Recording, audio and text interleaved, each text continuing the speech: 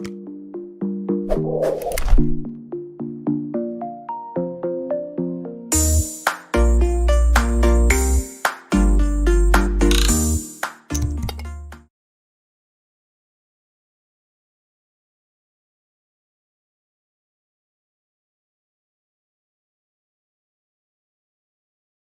kita akan ngobrol-ngobrol, kepo-kepo tentang melihat peluang bisnis di new normal. Jadi ada peluang-peluang bisnis yang kemudian apakah pada saat kemarin ada pandemi ini kemudian masih bisa bertahan bisnis-bisnis itu atau kemudian harus kembali ke bisnis-bisnis yang lain.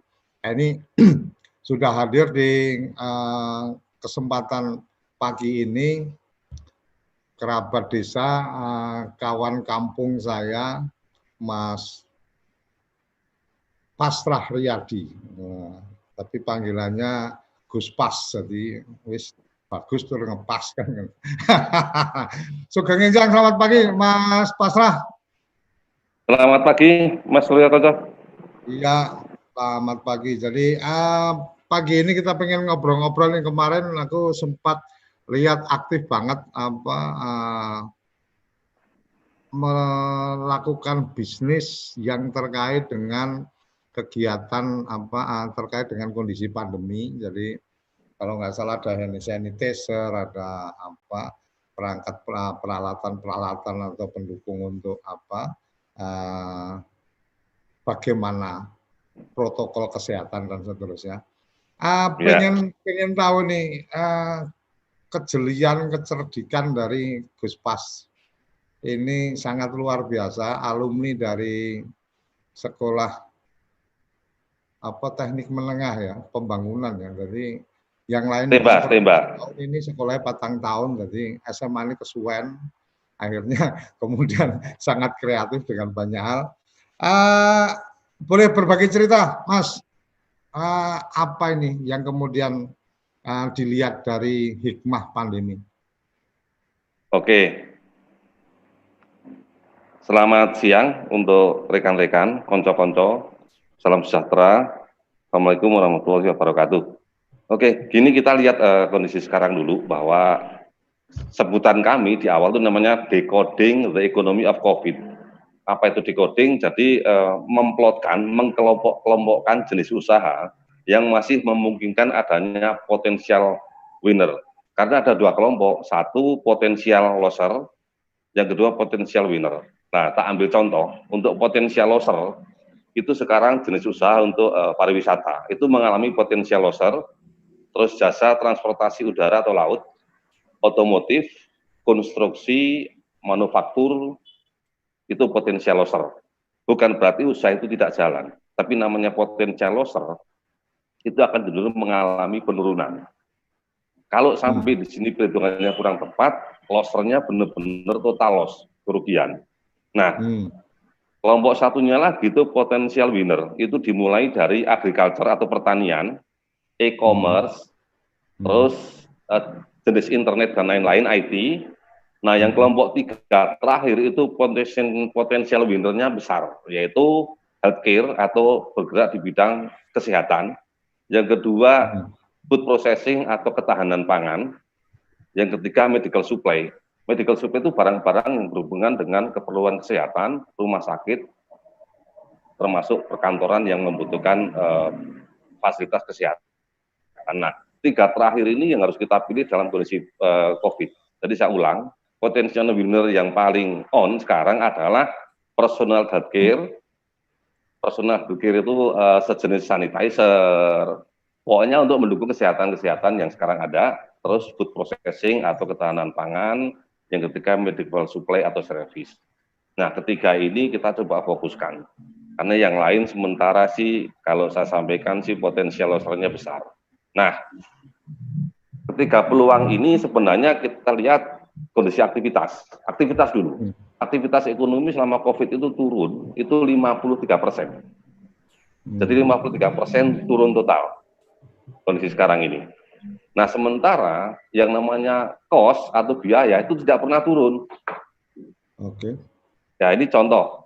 kita tetap harus makan, kita tetap harus sekolah. Kalau ataupun sekolah itu ada di rumah, work from home, kan harus pakai Zoom, pakai pulsa, dan lain-lain. Nah, yang ketiga, itu adalah kondisi psikologi. Yang paling kena dampak pertama kali adalah kondisi psikologi, baik untuk masyarakat umum maupun pengusaha. Nah, menempati posisi paling hebat. Kenapa? Karena ketika psikologinya kena, maka seluruh sistem, baik sistem planning, sistem bisnis, itu akan terhambat. Nah, makanya saya kaitkan ada tiga kelompok ya.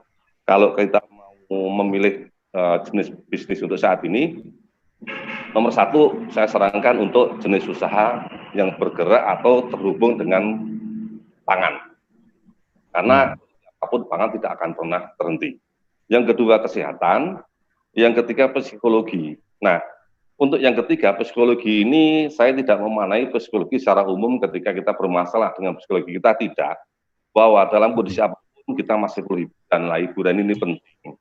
Nah, hiburan saya kelompokkan jadi dua, jadi dua. Satu, hiburan internal. Keadaan COVID itu menguntungkan untuk hiburan internal. Kita ada interaksi dengan keluarga lebih banyak. Pasti dong itu kita sebut hiburan. Nah, bahkan untuk internal keluarga tidak ada nilainya. Yang kedua, eksternal. Eksternal ini saya sampaikan, adanya webinar, adanya ketemu sosial-sosial kelompok yang bisa menggunakan jasa IT, kan, itu menjadi suatu hiburan. Kadang-kadang ketika kita stuck di rumah ngapain, maka saya sarankan sosial media, teman-teman, kelompok-kelompok kecil, itu ada tetap terhubung. Entah itu melalui WA Group, entah itu melalui Zoom Meeting, dan lain-lain. Nah, dasar pemikiran kita di saat sekarang ini yang paling penting ada tiga. Kalau saya, karena saya kebetulan lahir di Temanggung, ada 3N. Satu, niteni, yang kedua, niroke, yang ketiga, nambah. Nah, prinsip 3N ini coba kita gunakan. Dalam arti apa?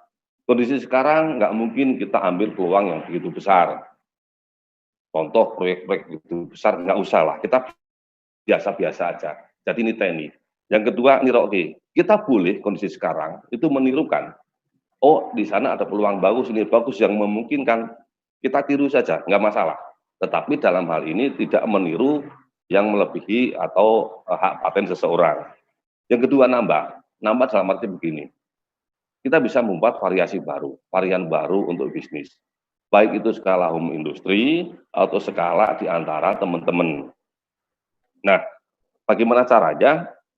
Sorry. Kita lihat, saya sarankan saat ini untuk masuk ke dunia e-commerce. Digital marketing atau e-commerce ini sangat diperlukan mengingat sampai tahun 2020 itu pengguna e-commerce itu kurang lebih sekitar hampir 30 juta orang. Kisaran ini 30 juta orang. Nah, 30 juta orang itu cukup pasar yang cukup bagus. Ketika sebelum e-commerce, sekarang orang-orang menggunakan namanya web market pasar basah. Kita kirim barang, kita door to door. Kondisi sekarang sangat tidak memungkinkan. Kalau ataupun ada peluangnya kurang dari 7%. Nah, mengarah ke produk e-commerce ini atau sistem marketing digital ini sangat menjadi peluang untuk kondisi COVID kita saat ini. Lah, pertanyaannya, lalu produknya apa saja? Kembali saya sampaikan di awal, yang peluang paling hebat sekarang adalah 3 kelompok. Satu yang berhubungan dengan pangan. Apapun lah, jenis makanan apapun yang bisa kita jual di perdagangan e-commerce, jalankan saja. Yang kedua adalah kesehatan. Nah, saya agak sedikit fokus ke kesehatan, kenapa? Ketika sebelum COVID, kita tidak pernah niteni. Dalam bahasa saya ulang, niteni atau mengamati. Tiap hari kita perlu barang rumah tangga, mulai jenis kecil dari sabun, pasta gigi, sampo, cuci piring, pembersih lantai, itu tiap hari kita pakai. Tapi kita tidak pernah niteni, tidak pernah ngamatin. Mau kondisi apapun, sesulit apapun ekonomi, barang-barang tadi tidak pernah bisa kita tinggalkan. Harus kita pakai tiap hari. Nah, kondisi sekarang apalagi banyak orang work from home, kerja di rumah, maka produk-produk rumah tangga akan menjadi meningkat kebutuhannya. Sayangnya selama ini kita tidak memperhatikan. Sebenarnya barang-barang seperti itu cukup besar pemakaian. Saya ambil contoh begini. Contoh kecil nih supaya kita bisa membuat satu analogi.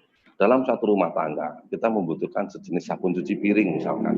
Itu paling tidak 500 ml atau setengah liter tiap bulan. Kadang yang keluarga besar bisa 1 liter. dalam 1.000 orang komunitas itu sama dengan 1.000 liter. 1 ton kalau mau ditonase. Nah kalau 10.000 orang, nah itu kita lewatkan tiap hari. Kadang-kadang, ini bahkan kecil-kecilan nih, 1.000, 2.000, 5.000, 10.000. Kita tidak boleh mengecilkan seperti itu kalau saran saya. Nah faktanya sekarang barang-barang itu sangat dibutuhkan. Yang kedua, itu akan menjadi satu peluang. Ketika kita punya teman-teman di sosial media, saya ambil contoh, entah teman alumni, entah teman perantauan, atau komunitas apapun, itu membuat satu tingkat kemandirian. Kalau ada komunitas, bapak-bapak, ibu-ibu, teman-teman, saya sampaikan begini, kalau kita punya komunitas nih, let's say kita bilang 1.000 orang, saya tidak bilang penghasilannya berapa, tapi saya ambil contoh pengeluarannya saja. Kalau 1.000 orang ini, saya bisa pastikan tiap bulan pasti akan keluar uang minimal 1 juta, kadang sampai 5 juta. Keluar, saya bilang, menjadi kos. Untuk apa saja? Apa saja. Entah itu buat makan, entah itu buat beli baju, entah biaya hidup dan yang lain. Minimal 1 juta sampai 5 juta pasti akan keluar. Lalu apa dasarnya perhitungan tadi? Kalau itu 1.000 orang, maka itu menjadi putaran. Putaran uang itu cukup besar. Kelompok 1.000 orang ini kalau dia mengeluarkan uang per orang untuk kebutuhan apapun 1 juta, maka sudah dapat putaran sekitar 1 M. Kalau ada pengeluaran sampai 5 juta, itu 5 M. Saya tidak bicara angka yang cukup fantastis, bukan ke sana maksud saya. Tapi bahwa di antara teman-teman kita sendiri, ya sekian ribu itu ada putaran uang. Pertanyaannya, kita mau ngapain? Ketika teman-teman ngumpul ribuan orang, entah dari teman perantauan, teman alumni, apa kita cuma bisa nonton saja atau kita mau masuk dalam peluang putaran itu tadi? Ambil contoh apa? Ya sudah, bisnis apa yang bisa dimasukkan? Sabun kah? Baju kah? Beras kah? Minyak goreng kah? Nah itu selama ini sayang kita, mohon maaf, kurang mengamati tentang jumlah teman-teman bahwa di situ ada jumlah putaran yang itu menjadi peluang bagi kita.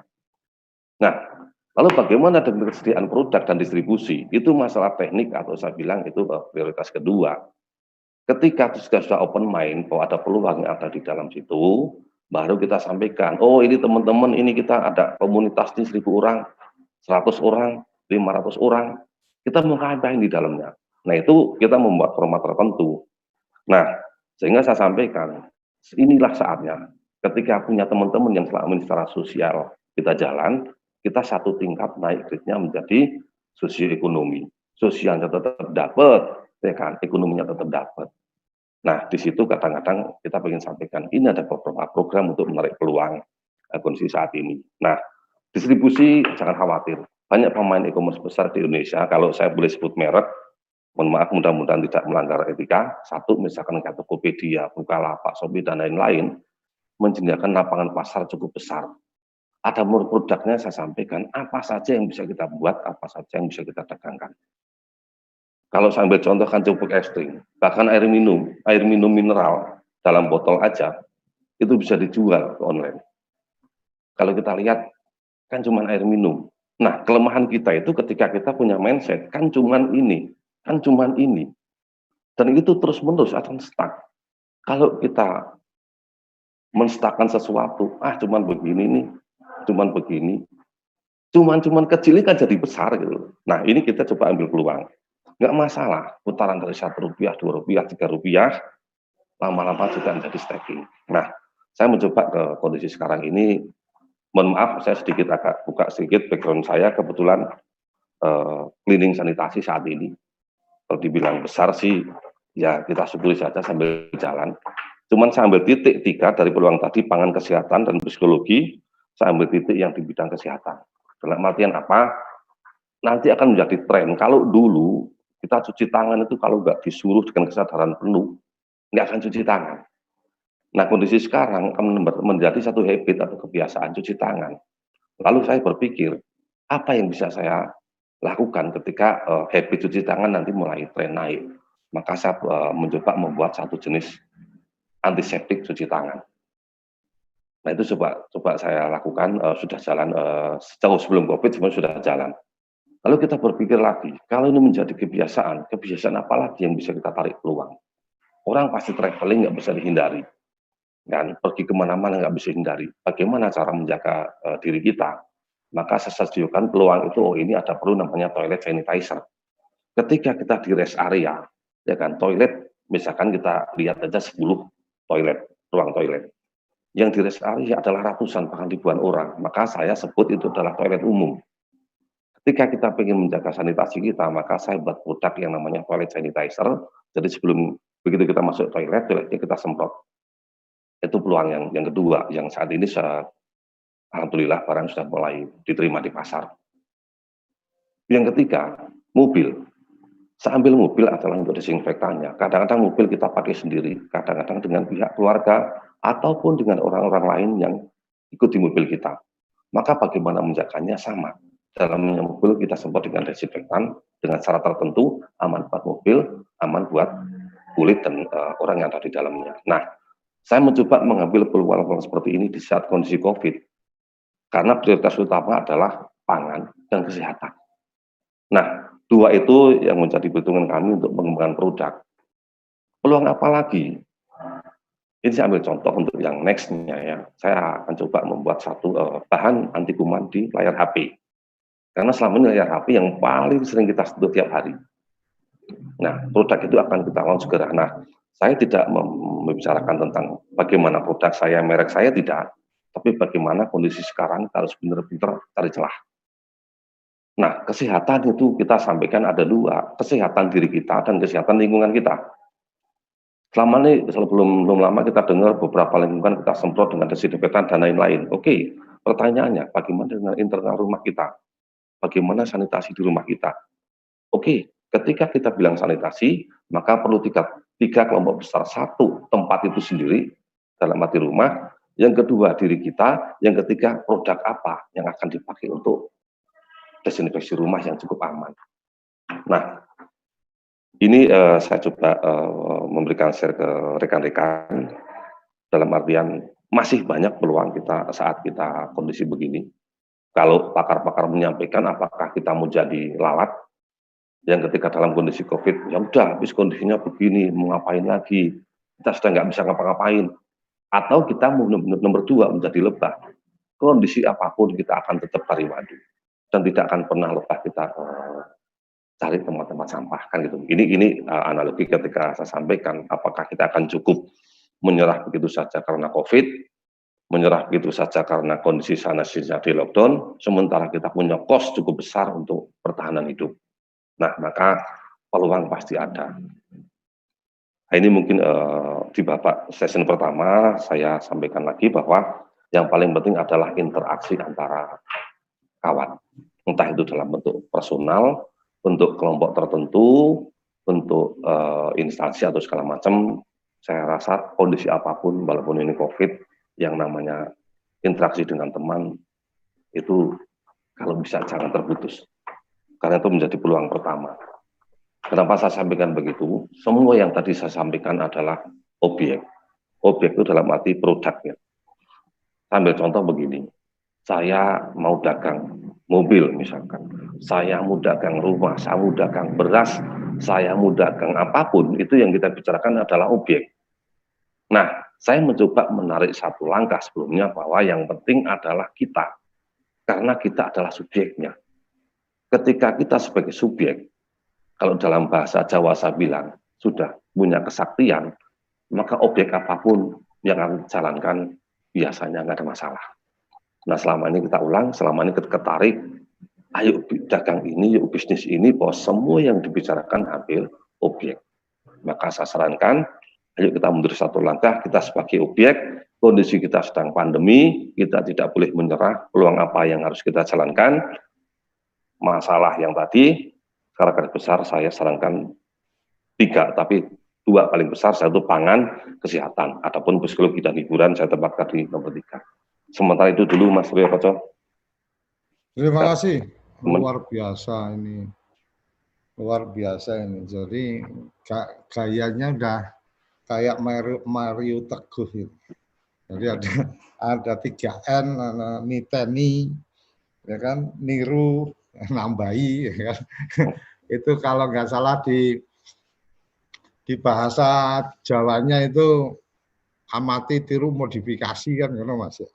Ya, Tapi betul. yang menarik adalah ketika kemudian kita bicara bisnis apa yang kemudian kita bisa kembangkan yang tadi disampaikan pangan, kesehatan sama psikologi. Psikologi itu termasuk dimaknai sebagai hiburan dan hiburan yang dimaknai lainnya adalah bagaimana kita berinteraksi dengan teman-teman, bagaimana interaksi dengan keluarga dan seterusnya. Media online atau Zoom video conference semacam ini menjadi salah satu hiburan juga, salah satu menambah energi energi positif kita untuk kemudian belajar banyak hal dan seterusnya. Dan sudah bergabung di sini Mas Anif, ini salah satu mentor kita juga di komunitas Sugeng Ijang. Mas Anif, selamat pagi. Audionya boleh di on kan? Nah, jadi Selamat pagi. gambarannya tadi luar biasa nih dari Gus Pasrah yang luar biasa. Ada Mas Muhammad Muslimin juga resen, silakan diaktifin videonya, diaktifin audionya. Mas Anif, tadi Gus Pasrah udah menyampaikan beberapa hal menyangkut new normal ini, kemudian bagian-bagian bisnis yang mungkin kita bisa kita bisa expand, tetap bisa bertahan dan seterusnya. TV Desa salah satu yang mengambil posisi di urusan psikologi, mungkin di urusan hiburan gitu kan. Apalagi dengan posisi pandemi hari ini, teman-teman banyak tidak keluar dan seterusnya, akhirnya kita memanfaatkan atau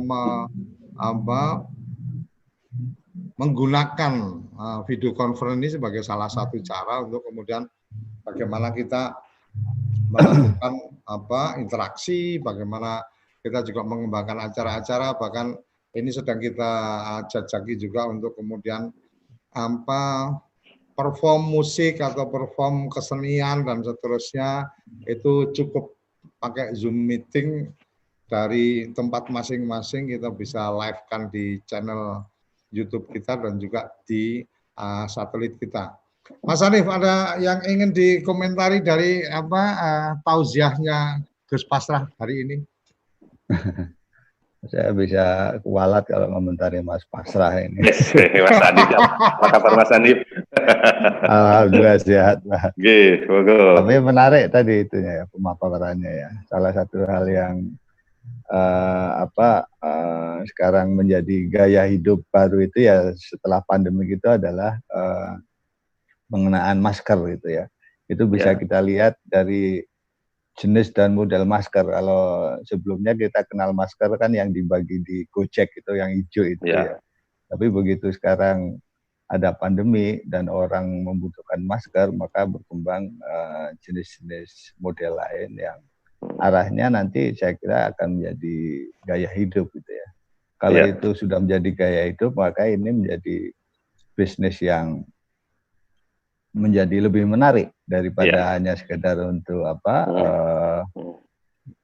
dipakai untuk ya kesehatan lah, tapi kalau gaya hidup saya kira yang tadi disampaikan cuci tangan itu kan juga akan jadi gaya hidup baru kan. Iya, betul. Dikit-dikit cuci tangan, dikit-dikit cuci tangan, itu kan yang senang produsen sabun gitu. Nah, itu jadi peluang gitu ya. Nah, saya kira Mas Pasrah menangkap peluang ini dengan jitu gitu ya. Yang kedua, memang selain ada peluang juga ada momentum juga. Kalau kita lihat sekarang kita pakai Zoom gitu ya.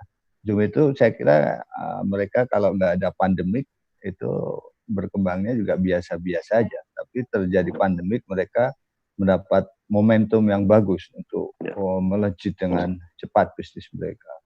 Juga tadi disinggung hiburan itu. Dulu Netflix ya udah berkembang cepat, tapi begitu ada pandemi ini mungkin 10-20 kali lipat ya berkembangnya. Jadi memang pandemi ini di sisi lain menjadi malapetaka, tetapi di orang yang punya ide-ide bisnis juga menjadi peluang, dan satu sisi juga jadi momentum untuk bisnis yang sebelumnya tidak berkembang bagus, tapi ini berkembang menjadi cepat karena pandemik gitu ya. Nah ini yang menjadi masalah kan mayoritas memang banyak yang terkena lah, yang melihat peluang itu nggak banyak gitu ya. Dan kalau peluang itu udah dilihat banyak orang, jadinya kan kalau istilah persaingan di buku Blue Ocean itu kan bloody ocean, itu persaingan yang berdarah-darah, yang tadinya ceruk tapi menjadi persaingan yang berdarah-darah istilahnya gitu ya. Nah sementara dari pemerintah kan ini masih lambat lah penanganan terhadap UMKM terutama ya, masalah di data, masalah gimana. Jadi sebetulnya banyak pengusaha-pengusaha UMKM yang terhambat, yang dia mungkin dia tidak bisa melihat peluang atau memang dia tidak sanggup untuk menjalankan peluang yang ada gitu. Nah, itu yang akan terkena dampak sangat besar. Dan kalau kita lihat di krisis 98 kan UMKM ini masih jadi bempernya gitu ya untuk ekonomi bergerak. Tapi sekarang ini udah nggak ada bemper-bemperan ini. Pengusaha besar sampai kecil itu terkena imbas semua, kecuali beberapa yang disebut Mas Pasrah tadi ya. Saya kira itu Mas Kocok yang saya mungkin bisa urung. Jadi sebenarnya ada sisi lain juga nih yang sempat kepikiran di saya. Apakah memang kemudian ini akan benar-benar memang something ini, si corona ini gitu kan, atau ini sebenarnya sebuah rancang desain bahwa ya harus ada gaya hidup baru yang harus dilakukan, yang kemudian suka tidak suka semua harus menyesuaikan kan gitu. Ketika bicara gaya hidup baru mungkin orang sudah cara duduk di kafe atau cara duduk di tempat makan pun harus berjarak dan seterusnya. Mungkin ini juga sinyal bahwa berkegiatanlah di alam terbuka dan seterusnya. Atau memang kemudian di new normal ini berarti memang sebuah tuntutan semua harus mengikuti satu gaya hidup yang baru, yang harus ada perubahan begini, harus ada perubahan begini. Taruh kata tempat makan ya suka tidak suka harus mulai berpikir untuk melayani take away gitu kan, lebih banyak daripada melayani orang yang makan di tempat kan gitu. Jadi salah satu salah satu tempat kopi umpamanya yang luar biasa tadinya itu untuk melayani teman-teman GoFood atau GrabFood dan seterusnya itu mungkin harus antri barengan sama yang lain, tapi hari ini kemudian membuat jendela khusus. Ya berarti kalau yang take away ya udah lewat belakang ini, jadi pelayanannya jadi lebih cepat dan seterusnya. Adaptasi mungkin yang menjadi penting ya. UMKM atau apapun itu berarti tingkat adaptasi terhadap lingkungan, terhadap kondisi-kondisi pandemi ini sepertinya menjadi penting di era new normal ini. Kira-kira gitu Kak Gus? Gini, kalau tambahan dari saya, sebenarnya ini akan mengarah ke satu bentuk kemandirian. Kemandirian itu ada dua, kemandirian berpikir dan kemandirian SOP. Selama ini kita jalan berdasarkan SOP saja. Kalau tidak diperintah, tidak. Cuci tangan itu kalau nggak disuruh, di rumah kita aja habitnya kalau nggak disuruh gini-gini agak susah. Nah, ketika dalam kondisi sekarang kita melihat itu menjadi kebijakan yang baik. Nanti next ke depan, itu tidak usah disuruh cuci tangan, akan cuci tangan. Tidak usah disuruh untuk ambil jarak, otomatis akan ambil jarak. Kalaulah kita tidak bilang COVID, kita lihat betapa berjubelnya di kereta api, betapa berjubelnya di beberapa kendaraan umum. Tanpa COVID pun itu sudah sebenarnya menurut saya agak kurang baik untuk kesehatan. Nah, Yang ketiga, di tempat-tempat umum juga tidak ada, selama ini sebelum COVID belum ada layanan dalam bentuk fasilitas untuk cuci tangan yang sebagainya yang seperti sekarang. Nah, kalau kita lihat beberapa departemen di luar negeri sana, dalam artian saya tidak sebut satu negaranya, protokol-protokol itu sudah dijalankan jauh sebelum COVID ini ada. Setiap tempat-tempat umum disediakan fasilitas-fasilitas untuk kebersihan tangan, bahkan tempat fasilitas untuk minum itu sendiri. Ini saya ambil contoh. Nah, harapan saya pola-pola ini, ayolah kita tidak hanya berdasarkan suruhan atau disuruh ke SOP, tapi kita ada kesadaran tersendiri untuk melakukan itu. Yang kedua, kemandirian untuk menemukan sesuatu. Kalau selama ini kita hanya menjadi konsumen, selama ini kita hanya menjadi objek, saatnya kita menjadi subjek. Nah, ke depan, apapun yang kita hadapi, ini adalah diri kita. Iki awake dhewe, this is myself, ayo kita dulu yang grow gitu, kita dulu yang bergerak. Jadi kalau saya ada masukan bahwa apapun yang terjadi ke depan, ini menjadi bentuk kemandirian, baik kemandirian berpikir maupun kemandirian kebiasaan. Ada SOP atau tidak ada SOP, semestinya itu harus jalan. Itu tambahan dari saya, Mas Suryo Koco. Sebenarnya kalau saya melihat zaman dulu, sepertinya yang kayak gini kan juga sudah, artinya orang cuci tangan, cuci kaki sebelum masuk rumah itu beranggawa sawan dan seterusnya. Itu kan bagian yang sebenarnya sepuh-sepuh kita apa sesepuh kita itu sudah apa ya? Sudah ada, artinya apa? Ada patasan di depan apa rumah sebelum kita masuk dan seterusnya. Itu kan itu bagian dari, kemudian kalau dulu mungkin pelajarannya tidak ngomong virus, tidak ngomong bakteri, tapi lebih pada ngomong sawan, orang gowo, artinya orang gowo setan sekondalan dan seterusnya kan gitu. Tetapi memang oke lah, ini fine, sesuatu yang positif yang harus kita terima, dan kemudian pada akhirnya ya kita memang yang kemudian harus melihat celah-celah baru apa nih secara bisnis yang kemudian kemudian menjadi menarik. Kalau Mas Pasra tadi sudah menyampaikan ada pangan, ada kesehatan, ada psikologi ya. Psikologi itu dalam tanda petik mungkin hiburan atau apapun itu yang kemudian mungkin pilihannya Mas Gus Pasra ini di kesehatan. Pilihan kita mungkin di psikologi, artinya bagaimana memberikan hiburan-hiburan yang asik-asik. Makanya TV Desa juga membawa satu semangat, kita hanya mengabarkan yang baik-baik saja. Jadi kalau nonton TV Desa nggak akan dapat tontonan yang kemudian hal-hal yang tidak baik, karena akan menambah beban psikologis kan gitu. Tapi memberikan pencerahan, ayo, oh ini ada peluang ekspor nih ketika bicara pandemi ini, ternyata nilai ekspor kita meningkat, ternyata kopi kita juga peningkatan ekspornya luar biasa. Ini kemarin kita dapatkan dari salah satu forum juga gitu kan. Kemudian ini juga kita sedang mengagendakan untuk kemudian ayo teman-teman UMKM kalau pengen berpromosi bareng-bareng dengan TV Desa juga dengan biaya yang sangat biaya yang bisa murah terjangkau. Nah, itu kita bisa lakukan dengan cara-cara digital pakai Zoom meeting dan seterusnya, karena ternyata hari ini yang kemudian menjadi penting adalah telling story atau storytelling, menceritakan produk itu menjadi penting daripada sekedar jualan.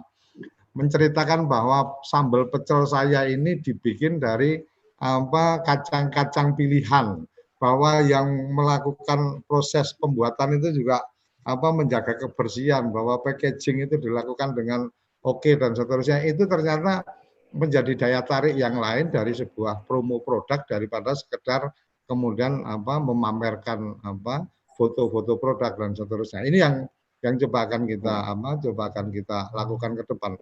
Balik lagi melihat peluang bisnis di new normal. Ada bagian menarik tadi 3N, niteni, nira, perlu kemampuan khusus juga untuk kemudian dia bisa mencermati ini. Mas Muhammad Muslimin, saya nggak tahu ini resen maksudnya gimana, karena sedang sibuk dengan pekerjaannya, jadi gambarnya juga berawut-berawut ngarep tak lebokke nongon di obrolan nanti teman-teman yang nonton kasihan juga gitu kan. Silakan kalau memang ada yang ingin disampaikan, tapi aja disambi sing liyane dan posisi kameranya dibikin landscape. Monggo silakan, saya open mic-nya. Jadi karena ini juga live di satelit kita, jadi biar teman-teman juga bisa mengikutinya dengan nyaman. Silakan, ada yang ingin disampaikan, Mas Muslimin. Terima kasih. Assalamualaikum warahmatullahi wabarakatuh. Waalaikumsalam warahmatullahi wabarakatuh. Saya juga kami tahu sama Gus Pas ini karena dulu memang kami jadi satu di Temanggung. Tapi yang mau kami sampaikan kemarin ini kan ada pemberitahuan tentang webinar untuk kepoin desa kalau nggak salah, atau peluang bisnis di new normal. Ini saya melihatnya mungkin jadi ketika di kami itu jadi mungkin agak berbeda atau keluar dari kotak mungkin ya. Nah, ini kami mengembangkan untuk sama sebenarnya. Jadi peluangnya di new normal ini salah satunya yaitu yang akan kami sampaikan yaitu tentang pertanian. Nah, ini pertanian ini cocok sekali dengan new normal. Karena mungkin orang suruh di luar, suruh karing itu apa namanya, berjemur di sinar matahari. Nah, ini kami sudah lakukan tiap hari karena kami selalu di lahan, dan mohon maaf ini kami di TV desa ini, walaupun ini kami sambil bekerja, sebenarnya kami memang kantor kami di sini. Mungkin sama dengan bapak-bapak yang kantornya di ruangan, Pak. Kantor kami memang di lahan gitu. Jadi ini sudah bukan kalau yang lain mungkin sambil menulis, nah, kami sambil produksi tanaman. Nah, ini ada peluang bisnis untuk new normal ini, yaitu kami menanam budidaya vanili untuk metode baru. Nah, ini mungkin agak keluar kota, tapi mungkin ini bisa jadi salah satu wacana untuk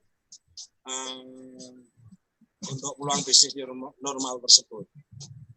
Terima kasih. Mungkin itu aja yang bisa kami sampaikan. Oke, terima kasih.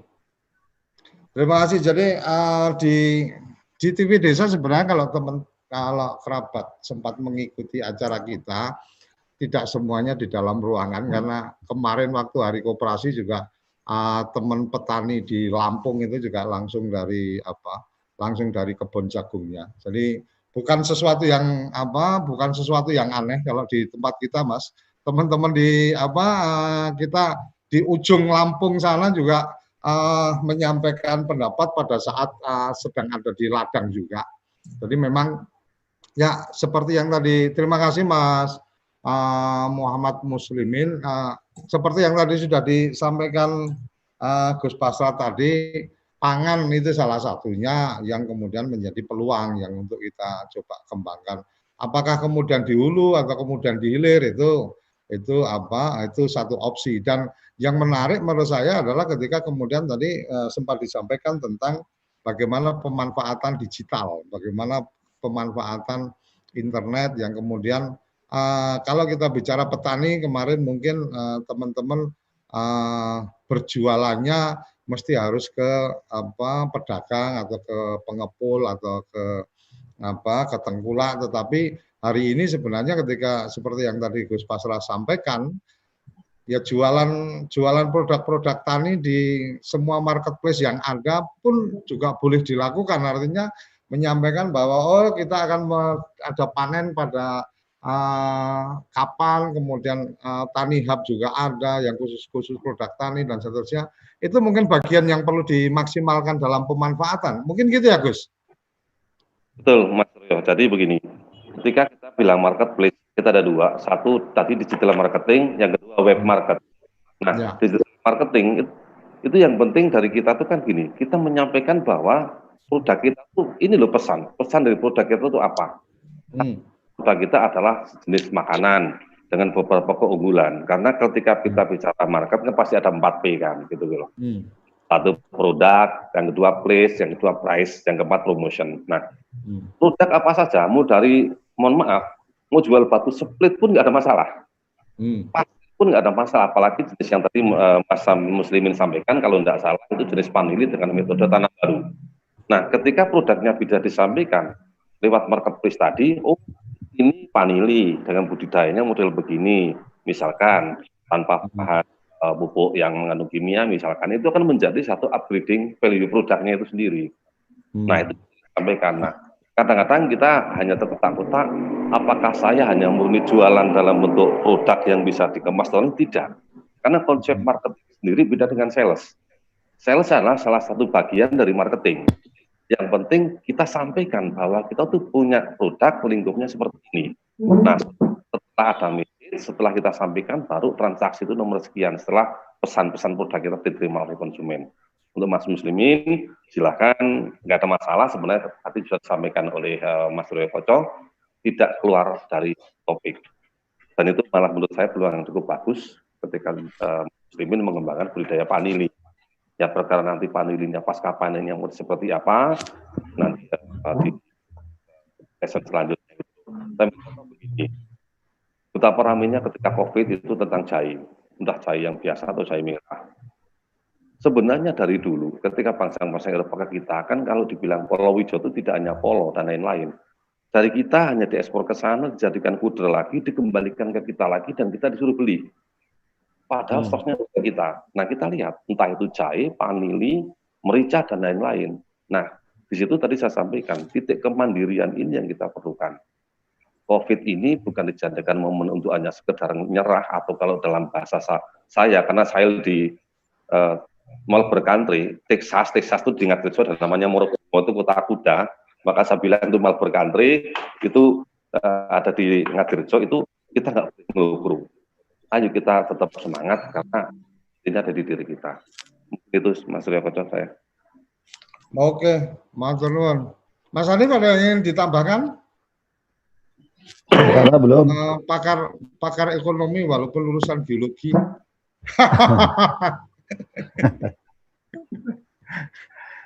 Apa ya? Tapi memang lihat situasi COVID ini. Kita bukannya tambah waspada tapi malah abai gitu ya. Kalau kita lihat jumlah positifnya kan sekarang sekitar 1.500 sampai hampir 2.000 gitu lah. Sementara waktu kita kalut-kalutnya itu 2-3 bulan yang lalu jumlah korbannya pada 500 gitu ya.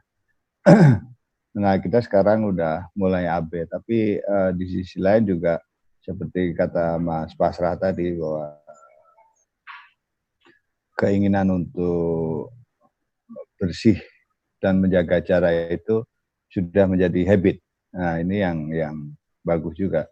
Cuma itu juga masih tergantung di tempat-tempat tertentu ya. Di masjid-masjid yang besar, yang modern itu masih terjaga lah jaraknya. Tapi di masjid-masjid di kampung itu juga sudah mulai abai. Jadi nggak pakai masker, jaraknya juga semakin mendekat, terus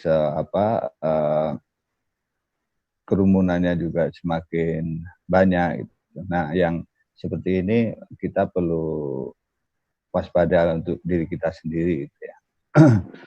Dan saya kira Mas Pasrah lebih paham bagaimana melihat peluang-peluang bisnis yang ada dengan abainya masyarakat ini, gitu ya. Karena bagaimanapun masyarakat juga sebagian besar juga masih was-was juga dengan adanya COVID ini, terbukti dengan lalu lintas di udara maupun di kereta yang mensyaratkan terlalu banyak juga menjadi sepi penumpang. Sementara arus untuk mudik ini kayaknya banyak yang mudik ini Lebaran Haji ini, karena kemarin Lebaran Idul Fitri nggak bisa kemana-mana, sementara sekarang sudah bisa bebas kemana-mana, karena menjadi hari yang hari kebebasan untuk mudik. Nah, ini Nah ini restoran-restoran ini yang mungkin nanti panen yang di jalan ya. Karena kemarin 2 minggu lalu saya mudik itu belum banyak yang mudik, tapi tol sudah mulai hidup lah. Daripada mungkin 2-3 bulan lalu itu kan warung-warung makan di tol sangat sepi gitu. Sekarang udah mulai ada kehidupan. Nah, saya kira itu Pak Kocok, saya salut sama Mas Pasrah yang selalu punya insting melihat peluang bisnis gitu ya. Harus banyak belajar, sepertinya perlu sesi khusus sinau bareng Gus Pasrah gitu kan, untuk kemudian bagaimana melihat peluang-peluang. Karena salah satu yang saya ingat waktu itu datang di satu forum pertemuannya teman-teman STEMBA ya, STM pembangunannya itu. Jadi bagaimana kopi beraroma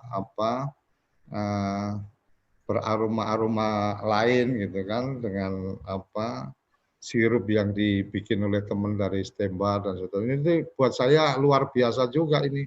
Nah, ketika kemudian produk hari ini Mas Pasrah memilih di bidang memilih segmentasi untuk kesehatan, selain sanitizer produk untuk sanitizer, produk-produk apa Mas yang sudah dikembangkan? Jangan-jangan juga ada masker yang udah pakai lubang-lubang tertentu yang kemudian aroma kopinya ada di situ atau aroma tembakau ada di situ, karena kan satu manggung ya kopi karo tembakau ya. Ini kalau bikin masker ada aroma kopi sama tembakau kan asik juga tuh. Gini, untuk produksi kami masih di seputar, belum ke masker atau yang lain, masih seputar kebutuhan PRT, rumah tangga. Hanya untuk season pasar kita coba kembangkan begini. Beberapa hari yang lalu ada kegiatan bantuan sosial dari masyarakat Bogor. Nah, kami diminta untuk bergabung, tapi dengan satu logo, kalau boleh saya sampaikan bahwa di logo produk itu di sini masuk yang namanya PT-PT tertentu, saya tidak sebut merek, dan beberapa organisasi tertentu. Nah, itu masuk ke dalam logo, jadi bentuknya produk.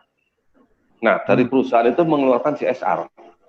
Misalkan begini, pada tanggal 10, misalkan di bulan Agustus besok, misalkan mau ada bantuan CSR untuk pasar-pasar tradisional, untuk beberapa tempat komunitas yang ramai, itu tidak dalam bentuk uang dari perusahaan. Tetapi perusahaan memberikan uang ini untuk dijadikan produk. Nah, kenapa itu dilakukan? Pertama, rasanya kurang etis kalau misalkan kita memberikan secara umum uang dengan nilai tertentu. Itu dilihat juga di video juga nggak akan etis lah. Yang kedua, bisa saja tidak teraplikasi dengan sesuai keperuntukannya. Maka dari beberapa komunitas mereka jadikan produk saja. Nah, diantaranya adalah produk sanitasi tadi. Jadi mereka... Nah, maksudnya produk, ada logo perusahaan di produk itu maksudnya gimana? Ada, saya ambil contoh misalkan, ini nggak apa-apa, saya ngeliatin gini nggak apa-apa. Nggak apa-apa. Nah, di sini ruang merdeka. Nah, ini malah ada Temanggung, Mas. Kalau kita lihat ini ada TK Sedia Maju Bulu Temanggung. Jadi ini ada Bulu Temanggung, mereknya tetap Sterilo, karena Sterilo ini produk kami, kenapa harus ada? Karena itu jaminan kualitas sama perizinan dari Kementerian Kesehatan. Tapi kan, jadi Kemenkes ada. Nah, masalah di sini ada modifikasi, istilahnya ada TK Bulu, ini kan untuk branding TK mereka satu, yang kedua memang hanya diperuntukkan untuk TK itu dan tidak diperjualbelikan ketika menjadi satu bansos. Nah, ini cukup menarik. Artinya dari TK itu membeli produk kemudian di labeling mereka gitu. Betul, untuk betul. Untuk keperluan branding artinya dari siapa ini dikasih jadi ketahuan kan gitu. Betul gitu loh Mas. Nah, itu kan menjadi 2 season. Kalau artinya apa? Kalau misalkan saya ambil nilai misalkan tertentu, anggaplah misalkan 15.000, nggak mungkin 15.000 akan diberikan dalam bentuk uang. Nah, sehingga 15.000 ini kalau dalam bentuk uang kan, kalau model kayak Mas Roy Kocok kan buat jajan gitu kan. Nah, padahal untuk anak-anak perlu kesehatan. Nah, makanya anak-anak tidak perlu buat jajan. Ini jadikan aja produk, dibawakan ke mereka. Ketika mereka pulang sekolah segala macam, tetap di tas ada produk ini untuk jaga mereka. Nah, ini yang dilakukan juga di beberapa Bogor, Kalimantan juga melakukan. Itu saya sebut saja beberapa pemain besar seperti Kideko, Petrosi itu juga melakukan seperti itu. Jadi kepada pihak-pihak lingkungan, termasuk karyawan-karyawan, tidak diberikan CSA dalam bentuk uang dalam jumlah tertentu, tapi setiap meja diberikan. Satu meja untuk kerja harus ada hand sanitizer, namun harus ada jadi desinfektan. Jadi dua produk ini diharapkan menjadi satu produk tertentu dalam satu meja kerja. Jadi sebelum kerja mejanya semprot dulu sebagai desinfektan, begitu mau kerja tangannya di antiseptik dulu. Nah, harapan kita ada 2 season. Satu, kita tetap membantu kesehatan. Yang kedua, karena topik kita usaha, ya kita inilah yang namanya bisnis. Itu kira-kira. Nah, saya sih serasa pertanyaannya, kenapa Temanggung misalkan, mohon maaf gitu, ya bikin saja bisa kok. Misalkan di sini FIKT misalkan gitu loh. Monggo saja, langsung di sini dilabelin FIKT saja. Itu juga sah-sah aja, Pak. Ketika memang kita melibatkan beberapa prinsipal. Saya yakin sih di beberapa rekan-rekan di Temanggung ada cukup pengusaha-pengusaha besar lah ya. Kalau kita memang mau mengarah ke sana, ke depan lah. Kalau kita bilang ke depan, sah-sah saja dalam satu produk apapun, entah itu masker, entah itu apa, tinggal nanti berembuk sama tinggal tulisin FIKT. Kita bisa di situ di Taman Mini sebagai sentral untuk nyebarin produk-produk FIKT ini juga sama. Yang kedua, ketika upgrading FIKT itu sendiri, ya udah kita dokumentasi aja ketika FIKT membuat produk untuk peduli kesehatan dan benar-benar di logonya ada FIKT. Nah, maka peluang itu saya sampaikan, peluang value terhadap FIKT itu sendiri dan peluang terhadap value terhadap transaksi atau bisnis yang ada di dalamnya itu sendiri. Ini sekedar contoh saja, Mas. Artinya kan itu sebenarnya lebih pada dari pihak-pihak itu kemudian belanja, kemudian brandnya itu tampil besar di situ karena dia yang belanja, tetapi tetap ini diproduksi oleh siapa itu akan ada di situ. Artinya ini kan lebih pada supaya ada kejelasan ini yang bikin siapa, kemudian standarnya seperti apa. Artinya Sterilo ini kan lebih dalam konteks taruh kata siap menjadi produsennya. Masalah mau di branding untuk keperluan siapa silakan, tetapi bahwa Sterilo tetap ada di situ karena ini lebih pada jaminan kualitas daripada isi yang ada di kemasan itu kan. Kira-kira gitu kan? Betul, Mas. Jadi untuk sangat dipahami. Artinya ada peluang-peluang sebenarnya tanpa kita punya produk pun kita juga bisa bisa berbisnis juga. Ibarat kata saya nggak punya produk hand sanitizer, saya nggak punya produk spray untuk membersihkan meja kerja dan seterusnya. Tapi ketika kemudian saya bisa melakukan pendekatan kepada mereka-mereka yang punya anggaran untuk keperluan CSR atau keperluan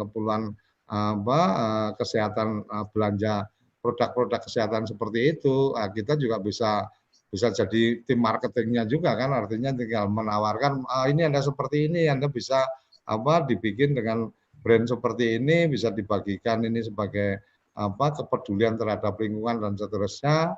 Produsennya ada dengan semua kelengkapan perizinannya, artinya Suryo Koco nggak punya pabriknya, juga nggak punya nggak ada anggaran CSR untuk itu, tapi mengkoneksikan itu kan juga jadi bisnis kan gitu.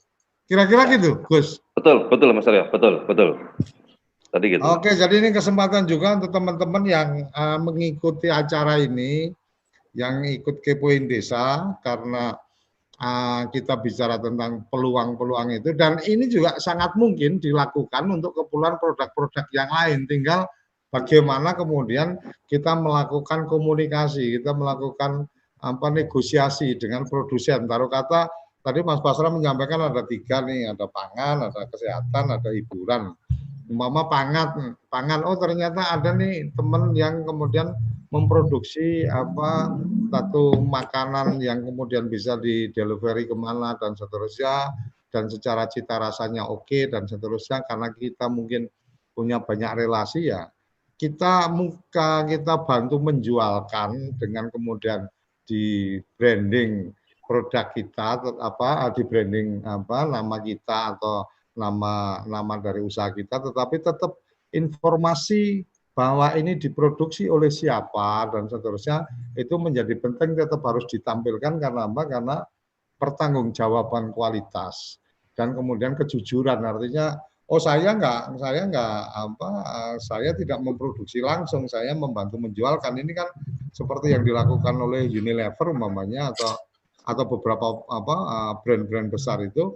Kalau dicermati itu di bagian bawahnya kan ada penjelasan bahwa ini diproduksi oleh PT apa, alamat di mana, walaupun mungkin tidak detail kan gitu. Karena kalau detail kan berarti mungkin secara bisnisnya agak kurang menarik, atau mesti ada komitmen nih sama produsen bahwa oke, saya bantu yang masuk ke sini, tapi untuk produsen jangan juga langsung masuk ke sana tanpa lewat kita dan seterusnya.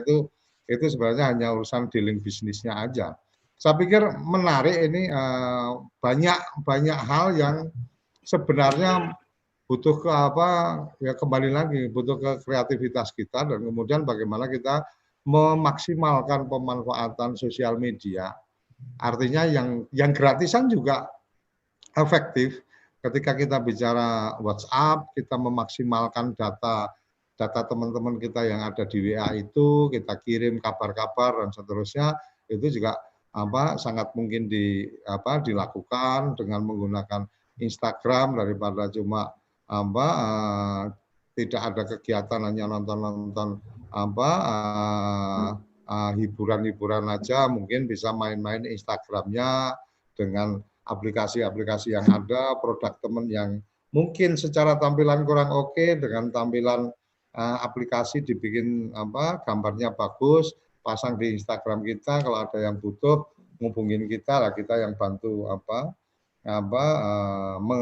mengkonekkan dengan produsen, atau bahasanya bisa reseller, bisa ada istilah lain lagi, aku juga lupa. Yang jelas tanpa terasa waktu kita udah di penghujung. Untuk teman-teman yang untuk kerabat desa yang ada ide-ide apa yang perlu kita datangkan menjadi tamu di Kepoin Desa, boleh dengan nomor official kita yang ada di tayangan 083 kali 01317160, silakan menghubungi kita untuk kemudian usul topik apa yang coba kita angkat, dan mungkin juga tokoh siapa yang butuh dihadirkan di Kepoin Desa episode-episode berikutnya. Closing statement, Gus Pasrah, silakan di penghujung acara kita, karena nggak terasa ngobrol-ngobrol kita udah 1 jam ini. Silakan Gus. Oke, kalau tadi sudah bicara panjang lebar teknis dan lain-lain, untuk penutup saya sampaikan bahwa silaturahmi mendatangkan rezeki, maka tetap kita berhubungan sama teman-teman, saudara-saudara kita, itu entah kondisi lewat IT, lewat Zoom atau segala macam, intinya jangan pernah luar biasa. Saya Oke, terima kasih Gus untuk waktunya. Mungkin kita akan kembali lagi di episode selanjutnya. Tiap Senin sampai Jumat 10 sampai 11 Kepoin Desa hanya di TV Desa, untuk kemudian kita kepo-kepo untuk keperluan desa, kita bersama-sama membuat agenda memuliakan desa-desa di Indonesia. Sampai ketemu di episode selanjutnya. Terima kasih Gus Pasrah, terima kasih Mas Hanif yang sudah bergabung di kesempatan kali ini. Salam bahagia kerabat desa Indonesia. Terima kasih.